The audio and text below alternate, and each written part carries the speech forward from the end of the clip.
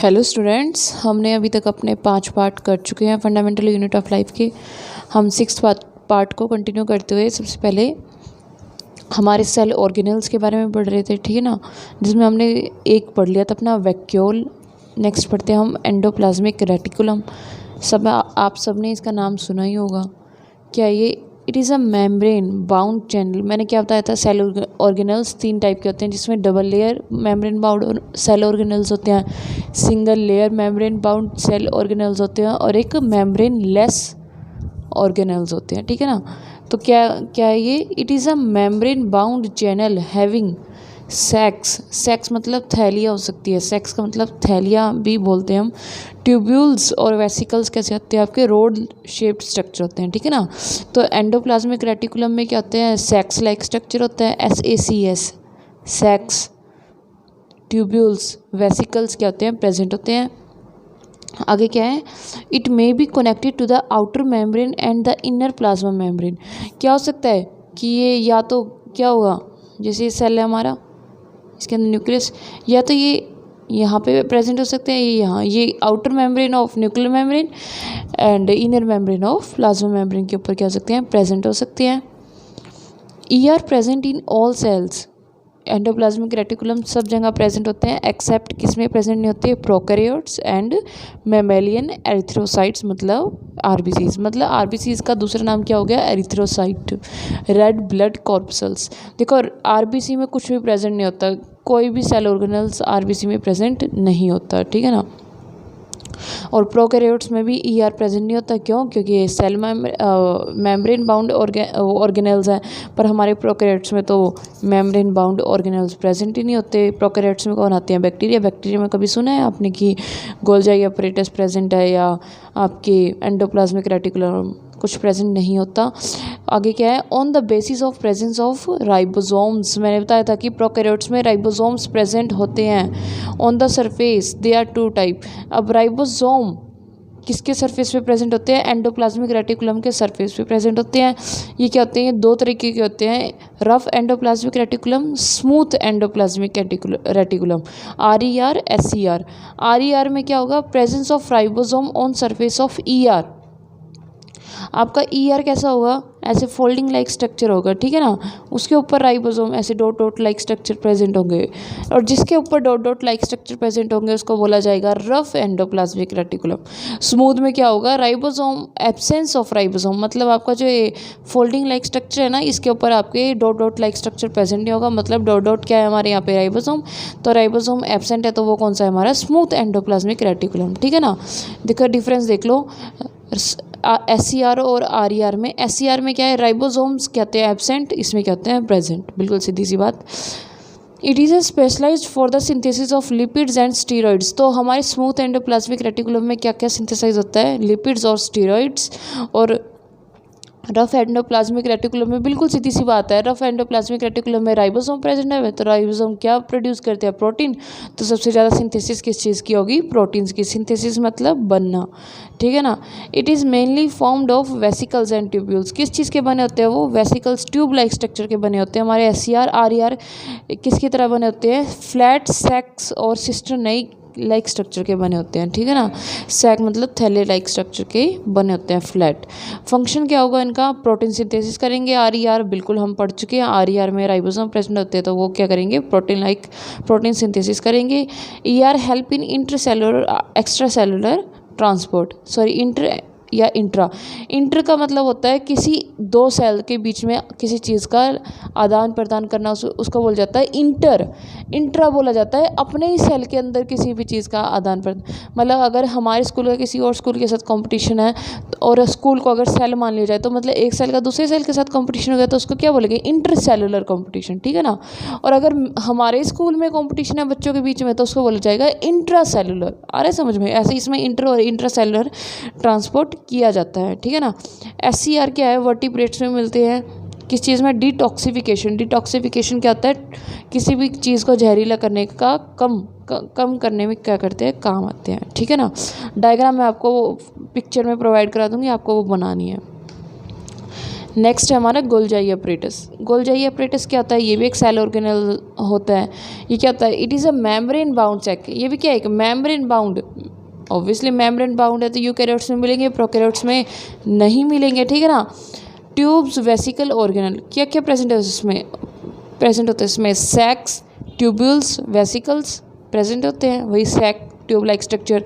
It is specialise to secrete complex biochemicals. जितने biochemicals होते हैं कहाँ से निकलते हैं? हमारे गोल्जाई अपरेटस से निकलते हैं। It less near nucleus and only absent in mammalian RBC. मैंने क्या बताया था कि ये मैमेलियन आरबीसीज में क्या होता है? एब्सेंट होता है। ये लाइज है भाई, इट लाइज, LIES, लाइज मतलब रहना। कहाँ रहते हैं ये? हमेशा न्यूक्लियस के पास मिलेगा। गोल्जाई अपरेटस कहाँ मिलेगा आपको? न्यूक्लियस के पास मिलेगा।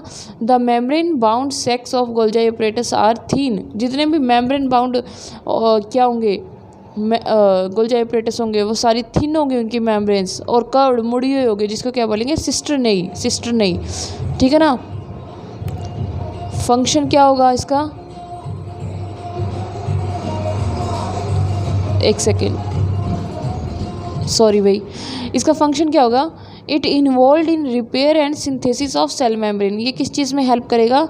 रिपेयर करने में सेल को, और नए नए सेल मेम्ब्रेन को बनाने में, या सेल मेम्ब्रेन की सिंथेसिस या रिपेयर में क्या करेगा? काम करेगा। लाइसोसोम क्या होते हैं? लाइसोसोम आर फॉर्म्ड बाय, जितने भी लाइसोसोम सुसाइडल बैग्स होते हैं वो किसके द्वारा बनाए जाते हैं? हमारे गोल्जाई अपरेटस के द्वारा बनाए जाते हैं। यहाँ पे लाइसोसोम क्या करते हैं? मतलब कि जो हमारी सेल्स, डेड सेल्स होती हैं, यहाँ पे आके मर जाती है। सुसाइड पॉइंट बोला जाता है इसको हमारे सेल का। ग्लैक्टोज और कुछ अदर शुगर्स हैं जो कहाँ पे मिलते हैं? हमारे गोल्जाई अपरेटस का मेन पार्ट होते हैं। डायग्राम आपको मैं पिक में प्रोवाइड करवा दूंगी, ठीक है ना। देखो माइटोकॉन्ड्रिया, नेक्स्ट है हमारे पास माइटोकॉन्ड्रिया। माइटोकॉन्ड्रिया क्या होती है? Power house of the cell होती है, ठीक है ना। अब हमारे यहाँ पे पावर हाउस क्या है? बिजली घर बोला जाता है ना जिसको, जहाँ पे सारी सप्लाई आती है, सारी सेल की, हमारे गांव की एनर्जी आती है, वही क्या है? माइटोकॉन्ड्रिया में सेल की एनर्जी कहाँ से आएगी? सेल में एनर्जी कहाँ से आएगी? माइटोकॉन्ड्रिया से आएगी। इसलिए क्या बोला जाता है इसको? Power house of the cell बोला जाता है।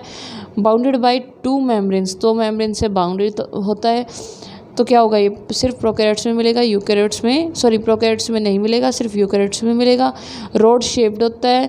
Take part in aerobic reactions और एरोबिक रेस्पिरेशन, मतलब जितने भी ऑक्सीजन के प्रेजेंस में जितने भी रिएक्शंस होंगी, जितनी भी आपकी रेस्पिरेशन प्रोसेस होगी, इसमें कौन भाग लेगा? आपका माइटोकॉन्ड्रिया। क्यों? क्योंकि दे कंटेन एंजाइम्स। ये क्या करते हैं? इनके पास एंजाइम्स होते हैं, नेसेसरी एंजाइम्स क्या होंगे? प्रेजेंट होंगे माइटोकॉन्ड्रिया में, जो ऑक्सीडेशन करेंगे फूड का, और उसमें से क्या प्रोड्यूस करेंगे? हाई अमाउंट ऑफ एनर्जी करेंगे। तोड़ेंगे फूड को और उसमें से क्या रिलीज करेंगे? High amount of energy. किसकी फॉर्म में? ATP की फॉर्म में। ATP क्या होगा हमारे पास? एडिनोसिन ट्राईफॉस्फेट की फॉर्म में क्या करेंगे? एनर्जी रिलीज करेंगे। ATP is used for the synthesis of chemical compounds. ATP किस चीज़ के लिए ज़रूरी होता है? केमिकल कंपाउंड की सिंथेसिस के लिए और मैकेनिकल वर्क के लिए। जितने भी सेल में मैकेनिकल वर्क होता है, ट्रांसपोर्टेशन होता है, किसी चीज़ की प्रोडक्शन करनी होती है, वो कहाँ से? ATP की जरूरत पड़ती है। ATP एक तरह की क्या है? करेंसी है ना, energy currency of the cell. And ATP को क्या बोला जाता है? It is the energy currency of the cell. जैसे हमारे यहाँ पे बड़े बड़े बैंक्स होते हैं, उनकी एनर्जी करेंसी क्या होती है? उनकी एक्चुअल में करेंसी क्या होती है? पैसा होता है, रुपये है हमारा। ऐसे हमारे सेल की एनर्जी करेंसी क्या है? ATP, ठीक है ना। फंक्शन क्या होंगे? It is the site where aerobic respiration takes place. मैंने आपको बता दिया है कि ये वही जगह है जहाँ पे ऑक्सीजन की प्रेजेंस पे रिएक्शंस होगी और क्या होगी? ATP फॉर्मेशन होगी, ठीक है ना। They provide intermediate for the synthesis of various chemical. अब देखो भाई, जैसे फैटी एसिड्स क्या है? टूटने हैं, तो ये बीच में कुछ एंजाइम्स डाल देंगे। एंजाइम्स क्या होंगे? इंटरमीडिएट क्या होता है? थर्ड पार्टी होती है, जो किसी एक पर्सन को दूसरे पर्सन को कुछ देना है, तो बीच में कोई थर्ड पार्टी आ रही है तो उसको इंटरमीडिएट बोला जाता है, ठीक है ना। नेक्स्ट देखो, ये है हमारा माइटोकॉन्ड्रिया का स्ट्रक्चर। बहुत ध्यान से देख लेना है स्ट्रक्चर को जब हम स्टडी करते हैं। Mitochondria's outer membrane is smooth and porous and inner membrane is folded inwards to form सिस्टरी। देखो ये क्या है? इनर मेम्ब्रेन है, जो मुड़ी हुई है ना, इसको सिस्टरी बोला जाता है। देखो, ठीक है ना, ये मैंने यहाँ से किया हुआ है, ये सिस्टरी है हमारा। और ये क्या है? आउटर मेम्ब्रेन है, outer membrane of mitochondrial membrane, outer mitochondrial membrane है। इनर मेम्ब्रेन क्या है? मुड़ी हुई है, जिसको क्या बोल रहे हैं? सिस्टरी बोल रहे हैं। और ये जो बीच में इन दोनों के जैसे ये मुड़ी हुई है मेम्ब्रेन, ये बीच का जो एरिया रह गया खाली, इसको बोला जाता है transmembrane space, transmembrane space. ठीक है। अच्छा, एक बात और याद रखना, हमारे न्यूक्लियस के अलावा हमारी बॉडी में एक और सेल ऑर्गेनल होता है जिसके पास अपना डीएनए होता है, खुद का डीएनए। अगर आपसे कभी भी पूछा जाए कि ऐसा कौन सा सेल ऑर्गेनल है जिसके पास खुद का डीएनए होता है, तो वो सिर्फ और सिर्फ आपका माइटोकॉन्ड्रिया ही होगा। क्या होगा? माइटोकॉन्ड्रिया। ठीक है ना। मैट्रिक्स क्या होगी? जो अंदर का पार्ट होगा इनर मेम्ब्रेन का, उसको मैट्रिक्स बोला जाएगा। ग्रैन्यूल्स, देखो ये छोटे छोटे पार्ट्स होंगे, फूड ग्रैन्यूल्स भी हो सकते हैं ये। ठीक है ना। आगे क्या है? सिस्ट्रे increase the surface of, obviously जितने ज़्यादा, अब यहीं पे तो एटीपी प्रोडक्शन हो रही है ना, यहीं से एंजाइम सीख लिया, तो जितनी ज़्यादा फोल्डिंग होगी उतनी ज़्यादा क्या होगी हमारी एटीपी, उतनी ज़्यादा एनर्जी रिलीज होगी। It encloses a matrix having DNA, ribosome and enzymes. ये मैंने बताया ना कि अंदर का ये पार्ट क्या है, सारा मैट्रिक्स है, ये वाइट जितना भी इनर मेम्ब्रेन का। इसमें क्या क्या होता है? डीएनए, राइबोसोम और एंजाइम्स प्रेजेंट होते हैं। माइटोकॉन्ड्रिया के पास खुद का डीएनए होता है। ये बहुत इंपॉर्टेंट है, आपको याद रखना है। जल्दी जल्दी ये नोट्स बनाओ, मेरे पास सेंड करो। ठीक है ना। देख लो ध्यान से। पहले नोट्स बनाते हैं सबसे पहले स्क्रीनशॉट ले लिया करो, ताकि एक बार स्क्रीनशॉट ले लिया उसके बाद लिख लो, फिर अपना पूरा समझ लिया करो। ठीक है। Thank you. कोई प्रॉब्लम है तो मेरे पर्सनल मैसेज पे, फ़ोन पे मैसेज करो। Okay, thank you.